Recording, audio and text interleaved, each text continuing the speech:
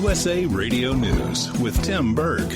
The acting director of ICE is defending his agency's handling of detention centers. During a House hearing on Thursday, Matt Albin says the border crisis is busting the budgets of immigration departments and agencies.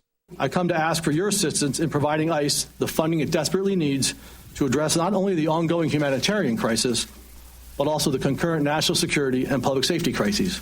Republican Congressman from Ohio, Jim Jordan, says that Special Counsel Robert Mueller's testimony on Wednesday shows it's time to move past the Russia investigation. Most of the country knows the truth, which is there is no basis for impeachment. After yesterday's hearing, I bet more people in the country feel like there is no basis for impeachment. And to final look at your numbers on Wall Street, the Dow was down 129 points to close at 27,141.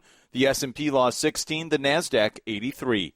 This is USA Radio News. The House Oversight Committee is postponing a vote to hold White House advisor Kellyanne Conway in contempt of Congress. The panel is working with the White House to resolve a dispute over her refusal to testify about alleged violations of the Hatch Act. The new Pentagon chief was installed Thursday morning. USA Radio Network's Chris Barnes has more from Washington. Confirmed by the Senate 90-8 a few days ago and then quickly sworn into office at the White House, the Secretary of Defense Mark Esper was celebrated today outside the Pentagon. President Trump says at the ceremony, Secretary Esper, your lifetime of noble service has prepared you for this immense responsibility, and that's what it is, immense responsibility. Vice President Mike Pence was also there at the ceremony that featured marching bands and members of all of the service branches. Southern states such as Texas, Oklahoma, and Arkansas could see record low temperatures Thursday night, with lows dropping down into the mid-60s.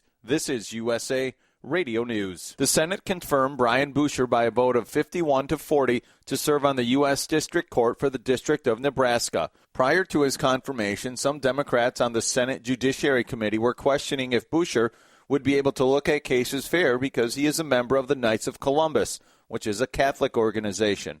Republican Senator from Nebraska, Ben Sasse, took to the Senate floor to call out those Democrats. Let's put it bluntly. This is plain, unadulterated anti-Catholic bigotry, and this isn't a new thing in U.S. history. It's just a new thing. 60 years ago in this body, John F. Kennedy was asked, as he was running for president, some really similar questions. It's also plainly unconstitutional.